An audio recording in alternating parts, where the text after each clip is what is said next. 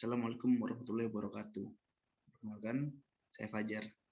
Di sini saya akan menjelaskan tentang penelitian strukturalisme murni.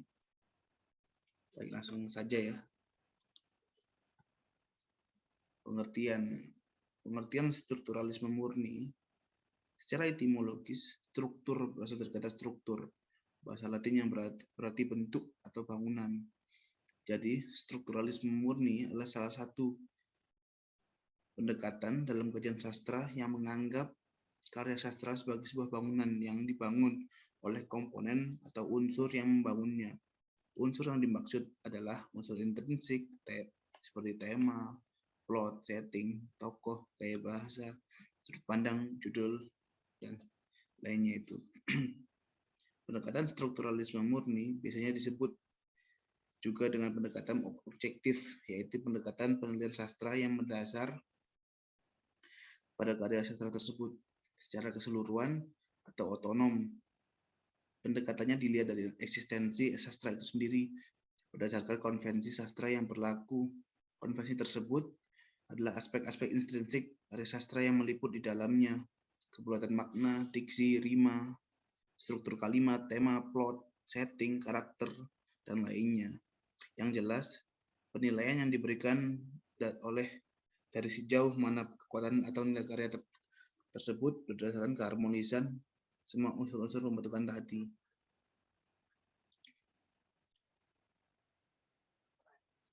Baik, lalu yang kedua adalah teorinya.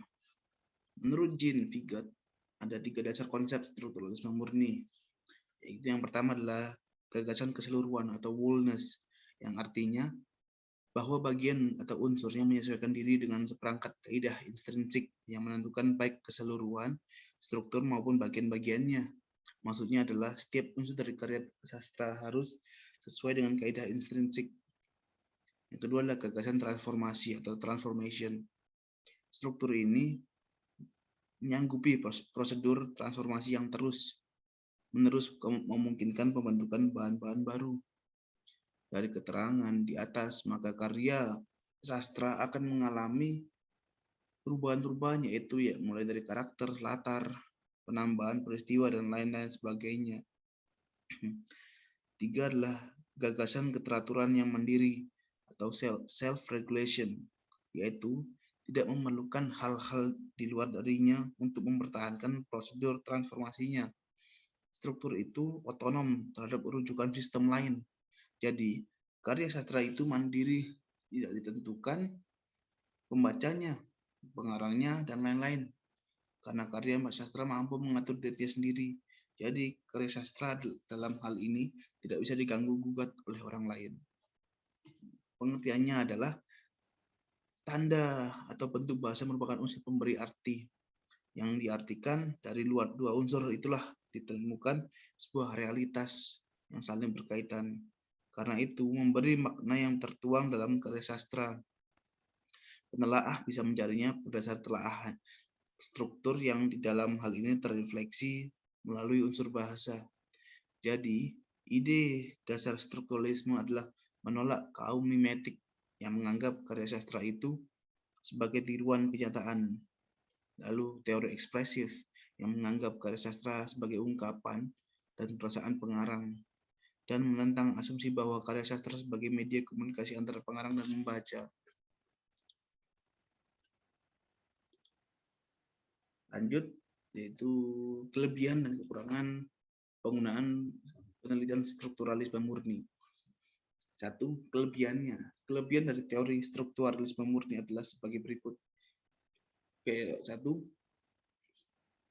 Kelebihan teori ini terletak pada analisanya yang sangat tajam, renik dan detail. Renik dalam kata itu halus kecil, jadi semua yang berkaitan itu dia jelaskan secara detail. Lalu pada kelemahannya teori ini adalah 1. Kelemahan teori ini adalah melepaskan karya sastra dari konteks sosial budaya dan historisnya. Padahal sosial budaya dan historisnya adalah isinya, sedangkan unsur intrinsiknya hanyalah sebuah kerangkanya saja. Lalu yang kedua adalah karya sastra diasingkan oleh konteks dan fungsinya, sehingga sastra kehilangan relevansi sosialnya, tercabutnya dari sejarah dan terpisah dari permasalahan manusia.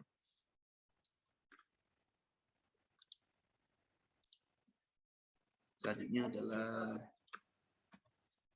manfaat penelitian strukturalisme. Kayaknya ini terakhir aja ya. Kita mungkin salah. Saya akan menjelaskan tentang cara pelaksanaannya dulu. Baik. Cara pelaksanaan. 1. Cara pelaksanaan atau kita menggunakan metode ini. Yaitu 1. Dengan cara membangun teori struktur sastra yang sesuai dengan genre yang kita ikuti atau yang akan kita teliti. Yang kedua adalah peneliti melakukan pembacaan sastra cermat. Maksudnya adalah mencatat unsur-unsur struktur yang terkandung dalam bacaan itu. Yang ketiga adalah unsur tema. Sebaiknya dilakukan terlebih dahulu sebelum membahas unsur lain, karena tema akan selalu terkait langsung secara komprehensif dengan unsur lain. Yang keempat adalah setelah menganalisa tema, baru analisis alur, konflik, sudut pandang, gaya, setting, dan sebagainya andai kata berupa prosa. Yang kelima adalah yang harus diingat, semua penafsiran unsur-unsur harus dihubungkan dengan unsur lain, sehingga mewujudkan kepaduan antara struktur. Yang terakhir adalah penafsiran harus dilakukan dengan kesadaran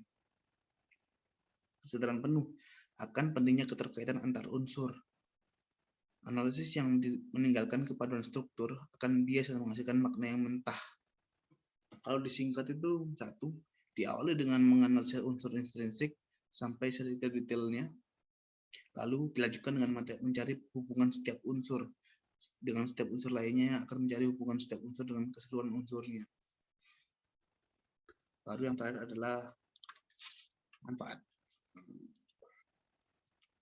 Nah, manfaat penelitian strukturalisme murni. Emang ada manfaatnya? Ada pastinya. 1. Perkembangan iptek. Teori strukturalisme murni hampir seluruh bidang kehidupan manusia, baik dalam laju perkembangan iptek dalam menunjang sarana prasarana pendidikan penelitian secara global, dan dalam bidang sastra memicu berkembangnya genre sastra dan lainnya. Yang kedua adalah menimbulkan prinsip antarhubungan, baik itu hubungan masyarakat dengan sastra. Minat masyarakat terhadap penelitian interdisipliner memberi pengaruh terhadap perkembangannya teori sastra. Yang ketiga adalah menjadi teori modern untuk pemahaman yang maksimal. Maksudnya, dianggap sebagai salah satu teori modern yang berhasil membawa manusia pada pemahaman yang maksimal. Yang keempat adalah penelitian strukturalisme dipandang lebih objektif karena hanya berdasar sastra itu sendiri. Penekanan strukturalisme memandang karya sastra sebagai teks mandiri. Keindahan teks sastra bergantung pada penggunaan bahasa yang khas dan relasi antar unsur yang mapan. Yang terakhir adalah peneliti strukturalisme mengandalkan pendekatan egosentrik, yaitu pendekatan penelitian yang berpusat pada teks itu sendiri. Sekian, bila ada salah kata, mohon maaf. Terima kasih. Wassalamualaikum warahmatullahi wabarakatuh.